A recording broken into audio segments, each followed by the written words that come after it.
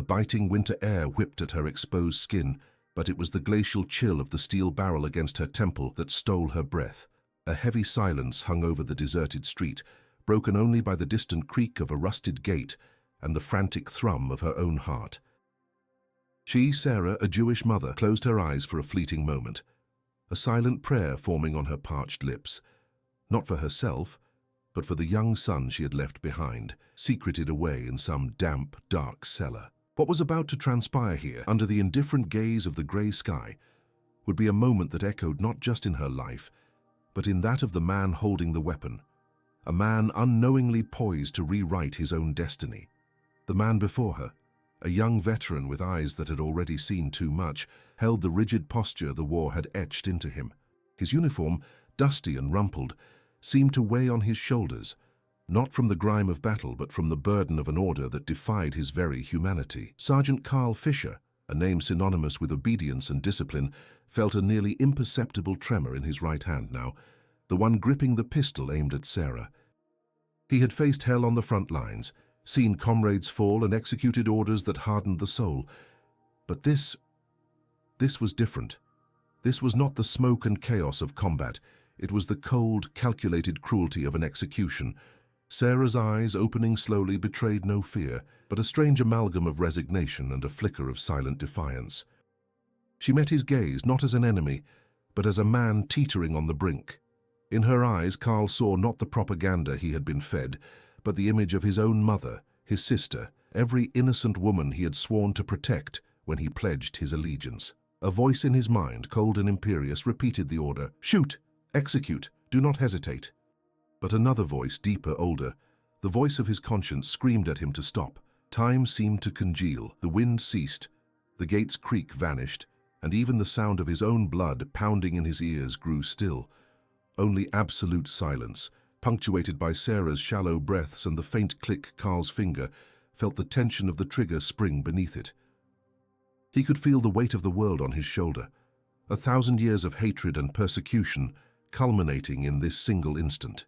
His gaze swept over Sarah's face, her tangled brown hair, the weariness beneath her eyes, the unyielding dignity she maintained even in the face of death. She was merely a woman, a mother, and he was just a soldier, caught in a mechanism that threatened to crush his very soul. The image of a small locket, a gift from his grandmother, flashed in his mind. Saint Christopher, patron saint of travelers, a protector. His grandmother had always said that even in the deepest darkness, the light of compassion could guide. Carl swallowed, his throat as dry as sand. The order was clear, the consequence of disobedience even clearer. Death, but what would be worse?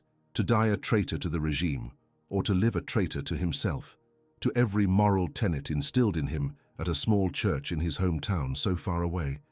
His finger, poised to pull the trigger, faltered, a millisecond that stretched into an eternity. Sarah's eyes, locked on his, seemed to plead, not for her life, but for his soul. Then, in a movement that defied everything he had been taught and everything they expected of him, Carl Fisher acted. He did not shoot. Instead, with a guttural cry that seemed to emanate from the depths of his being, he flung the weapon aside, the metal clattering on the stone floor with a hollow, final sound. The shock on Sarah's face was palpable, but before she could react, Carl seized her arm, yanking her forward. "Run!" he hissed, his voice raspy with suppressed emotion. "Run and don't look back. Head east, into the woods." He shoved her hard in the direction away from the approaching patrol, his hurried footsteps echoing down the street. Sarah stumbled, her heart still pounding, but her feet found the strength to flee. The image of that soldier, of that man who had broken the rules to save her, seared into her mind. She ran, unsure if he would survive his own choice, but knowing that somehow their lives were now bound by that single act of defiance. Years later, the echo of that scream and the sound of the falling weapon would continue to haunt his nights, a vivid memento of that fateful day. For Carl Fisher, the consequence of his act was immediate and brutal. The patrol approached, and he was found on his knees, the weapon dropped at his feet, his face contorted by unspeakable emotion. The story he concocted about the gun jamming and the woman escaping in the ensuing confusion was flimsy. He was beaten, interrogated for hours, and ultimately sent to the most perilous front, a veiled punishment he expected to be his death sentence. But Carl survived. He fought in battles where death was a constant companion, yet the image of Sarah's eyes, not of fear but of quiet dignity, stayed with him. Every time a bullet whizzed past his head, he saw her face. Every time he witnessed human cruelty, he clung to that single moment of compassion he had dared to show. He bore the guilt of the acts he was forced to commit, but also the secret burden of a life he chose to save. The war ended, and Carl returned to a Germany torn asunder, not just by bombs, but by moral scars. He was a man who had seen hell and, for a fleeting moment, had defied his inner demons, a choice that marked him more profoundly than any physical wound. He tried to rebuild his life, but the shadow of that day never left him. He became a carpenter, a man of few words, whose calloused hands hid the story of a secret that weighed on his soul. He never married, never had children, perhaps feeling he didn't deserve happiness, or perhaps fearing that the truth of his past might taint any future. Meanwhile, Sarah ran. Every step was propelled not just by terror, but by a newfound desperate hope. She hid in barns, in damp cellars, in dense forests, always moving east, as Carl had instructed. Every time her son, David, coughed or cried from hunger, she remembered the soldier's face, the unthinkable sacrifice he had made. That image, of the gun barrel pointed at her, and then of the gun dropped at ground. He was a beacon in her darkness. She knew she owed him more than her life. She owed him her son's future. Sarah and David had finally found refuge in a small, remote village harbored by a brave farming family. She toiled relentlessly, spinning, cleaning, doing whatever was necessary to survive and protect her child. David grew into an intelligent, curious boy, never knowing the extent of the peril his mother had navigated for him. Sarah, however, never forgot. She told stories of courage and kindness, of small acts of defiance that bloomed even amidst the gravest atrocities, always holding on to the hope that somewhere the man who saved her was alive and safe. She refused to let the hatred of the past define her present or David's future. Carl's memory was not merely a recollection of terror, but of a miracle. She wondered what had become of him. Had he been executed? Had he survived the war? The uncertainty was an open wound, yet gratitude was a constant balm. She emigrated to the United States after the war, seeking a fresh start, a land of opportunity for David. She worked in a garment factory in New York, saving every dollar, ensuring David had the education she never could. He became a lawyer, a champion for human rights, a man who believed in justice and compassion, values his mother had instilled in him through veiled tales of a world he never knew. Years bled into decades. Carl, in Germany, lived a quiet life, haunted by the specter of war and the image of Sarah. He read the papers, followed world news, and with each mention of injustice, each survivor's story, he wondered if Sarah and her son had found peace. He carried a small St. Christopher medal, the same his grandmother had given him, which had glinted in his mind that fateful day. It was a silent reminder of his humanity, his choice, and the weight of his conscience. He was a man who had made an impossible choice and lived with its repercussions, not just of the regime, but of his own heart. He never spoke of what happened, not even to his closest friends. It was a secret he took to his grave, or so he believed. Sarah, now a grandmother in New York, her hair silvered and her smile gentle, still gazed toward the horizon. She had built a life, a family, yet a part of her always wondered about the soldier. She had tried to find him years ago through post-war search organizations, but to no avail. The name Carl Fischer was common, and the circumstances of their encounter were far too perilous to detail on any official record. She knew he had risked everything for her, and gratitude was a flame that had never extinguished. The story of that day, though never told in full to David, had shaped how she raised him, with a profound belief in the inherent goodness of people. Even in the direst of circumstances, she taught David to look for the light even in the deepest of darkness. Fate, however, had other plans, plans that wove invisible threads across continents and decades, waiting for the opportune moment to tug at the ends. That act of defiance, the courage of one soldier and the resilience of one mother, were about to manifest in a way no one could have foreseen. The past, which seemed buried beneath the sands of time, was about to resurface, bringing with it not just pain, but an unexpected chance for redemption and an undeniable testament to the power of human compassion. But fate, the cunning weaver of tales, had already begun to draw its invisible threads across continents and decades. In the vibrant metropolis of New York, Sarah, now a woman with hair like spun moonlight and a smile that belied the scars of her past, watched her son David shine. He had become a renowned human rights lawyer, his voice echoing in courtrooms and conference halls, championing the downtrodden, tirelessly seeking justice. To witness David fight for the voiceless rekindled a long-dormant ember in Sarah's heart. She had promised herself she would never forget the man who gave her the chance to have David, and her son's courage inspired her to make one last, decisive attempt. One evening, bathed in the soft glow of the living room, Sarah finally shared the full story with David. Not the veiled, heroic versions he knew, but the raw truth of that cold day, the glint of the gun, the desperate cry, and the miraculous escape. The emotion was palpable in the air as she described the soldier's eyes, the fury in his cry, the disobedience that cost him everything. David, a man accustomed to hearing tales of atrocity and heroism, fell silent, absorbing every word, the weight of that sacrifice echoing in his own soul. He understood, in that moment, that his passion for justice was not merely a choice, but a legacy forged in the fires of war by an act of impossible compassion. "Mother," he said, his voice choked with emotion, "we will find him." The search began.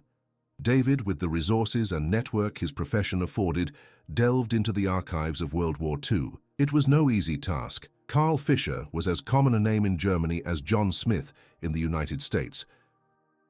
They pored over regimental lists, prisoner of war records, demobilization documents, and even military tribunal reports from the era, searching for any anomaly, any mention of insubordination or unusual punishment.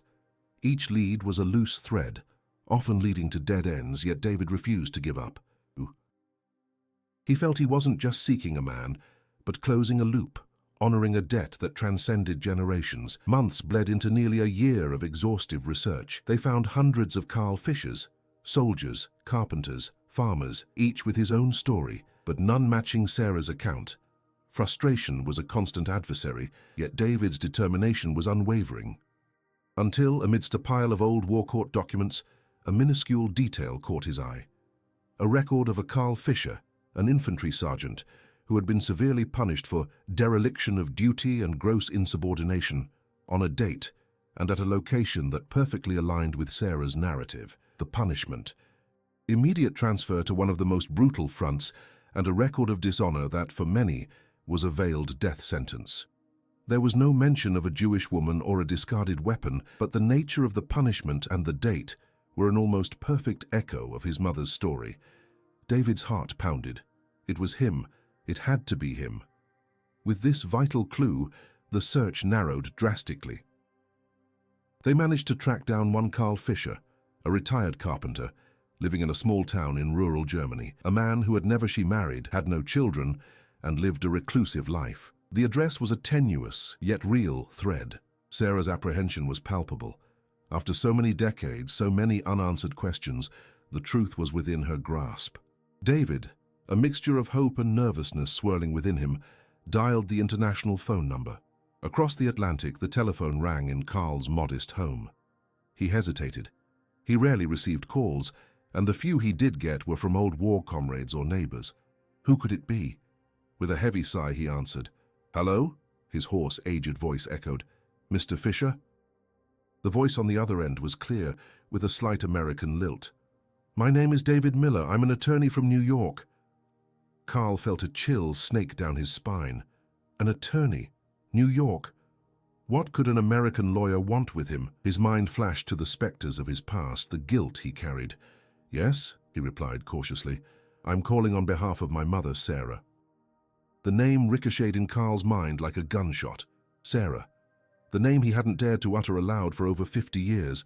The name that haunted his dreams and his deepest memories. A heavy silence descended upon the line, broken only by the ticking of the grandfather clock in Carl's room.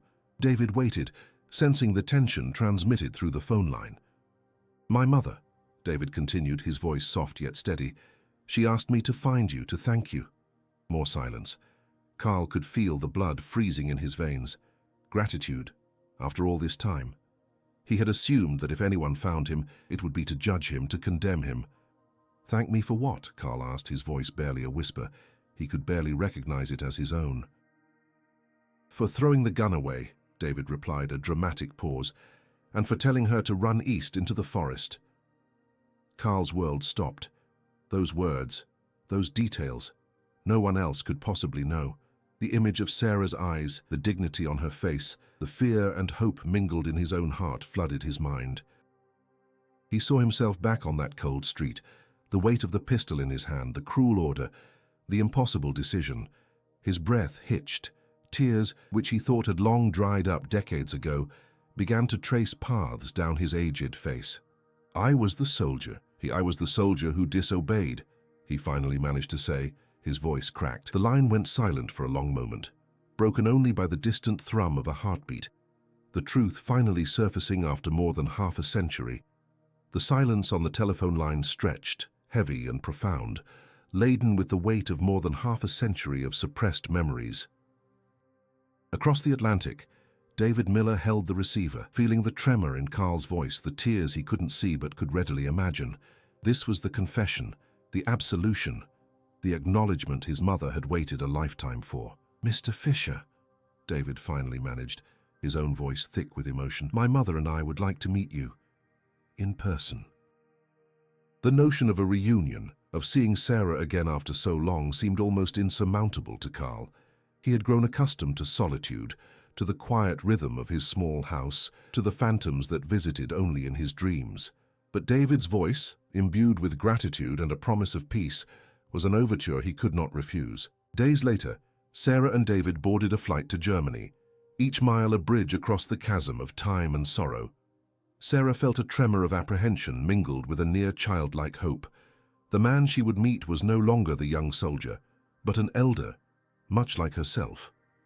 What would they say? How would they connect across the decades of silence?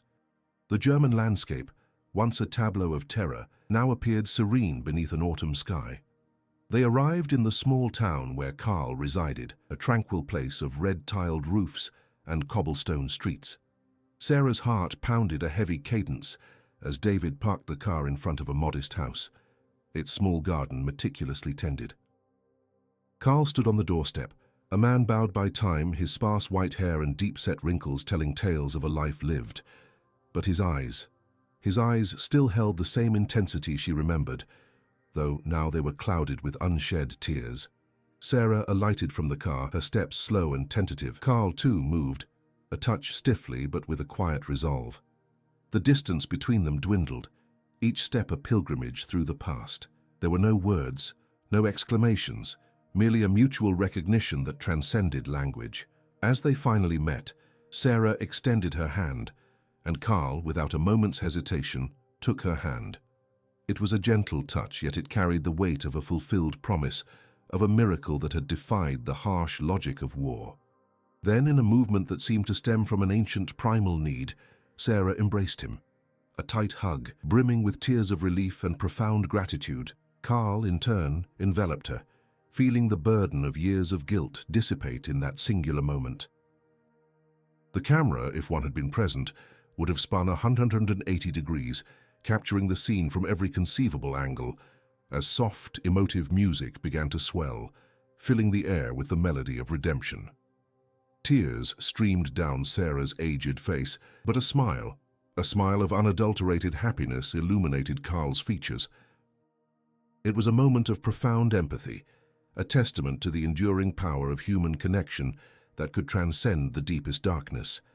Within the humble confines of Carl's home, they sat at the kitchen table, 2 steaming mugs of tea between them. David watched in quiet contemplation, a silent witness to an encounter that felt plucked from the pages of history. Carl, his voice still husky with emotion, began to bridge the chasms of time, to reveal the intricate details Sarah had never known. He spoke of the beatings, the veiled punishments delivered on the most perilous front lines, the years of relentless combat where death was an ever-present shadow. He described how the image of her eyes, not filled with fear but with a quiet, unyielding dignity, had sustained him, an anchor amidst the swirling chaos and barbarity. "I witnessed unspeakable horrors," he confessed, his gaze fixed on his teacup. "I was compelled to commit acts that have haunted me for decades, but your face, your courage, served as a constant reminder that there was goodness in this world, something worth fighting for, even if it was merely to salvage my own soul." He spoke of the profound guilt he carried, not only for the actions he was forced to commit, but for the clandestine nature of his disobedience, a secret that had rendered him solitary, precluding him from building a family, from achieving any semblance of true peace. Sarah, in turn, shared her own arduous journey, her flight eastward, her life in a remote village, the arduous crossing to America. She recounted the relentless struggle to raise David, the late nights toiling in a New York factory, her unwavering determination to afford him a life brimming with opportunity and, above all, education. I told him stories," Sarah said, looking at David. "Stories of bravery and kindness, of small acts of resistance. I wanted him to know that even in the face of the greatest atrocities, the light of compassion can guide. And it was you, Carl, who showed me that light." It was then that the full impact of Carl's choice became apparent, a true moral twist. David, the human rights lawyer, the champion of the oppressed, stepped in. "Carl," he said, his voice steady, "you didn't just save my mother, you saved me. And not just me, but all the people I've been able to help over the years. Every case I won, every voice I amplified, every injustice I fought, all of it was born from that moment. My mother taught me to believe in human goodness because she saw it in you. My life, my career, the legacy I've built, all of it is an echo of your courage." Carl looked from Sarah to David, understanding dawning in his eyes.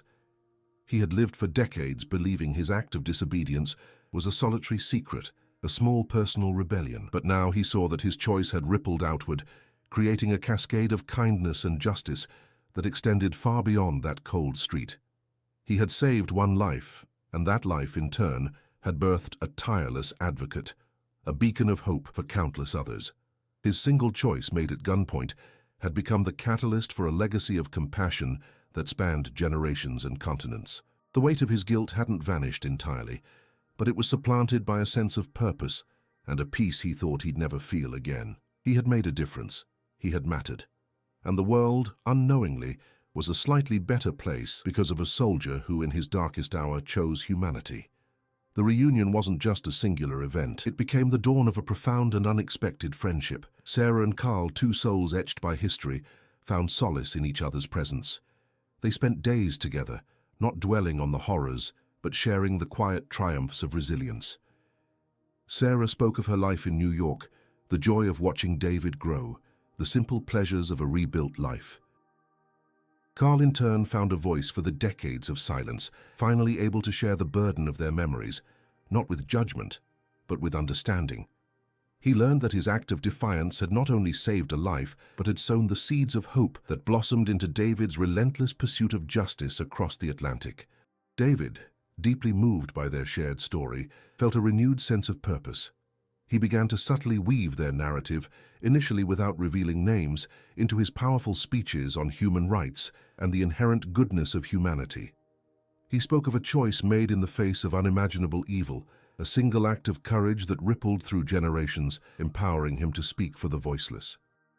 His words resonated profoundly, inspiring countless students and activists, reminding them that even in the bleakest of times, individual conscience can ignite a beacon of change.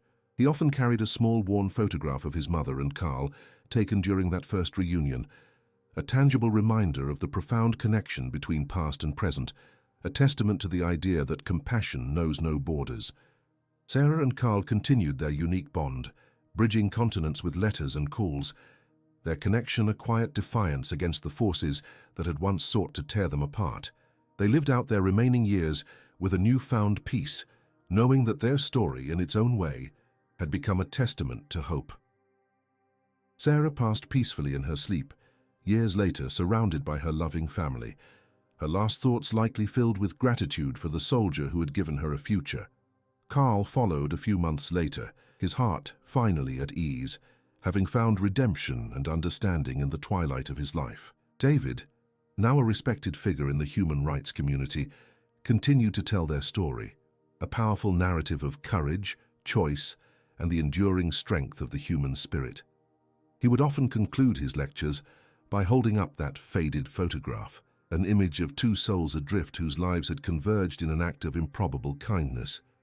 And so we are compelled to reflect. In a world often consumed by division and despair, how often do we fail to see the quiet heroes, the unlikely saviors, whose choices, made in an instant, reshape not just individual lives, but the very fabric of our shared humanity. Their story reminds us that even when confronted with the most daunting pressures, the power to choose compassion, to stand for what is right, resides within each of us. What will you choose to fight for today? If this story resonated with you, please give this video a like, share your thoughts in the comments below, and subscribe to our channel for more narratives that delve into the remarkable resilience and profound choices of the human spirit.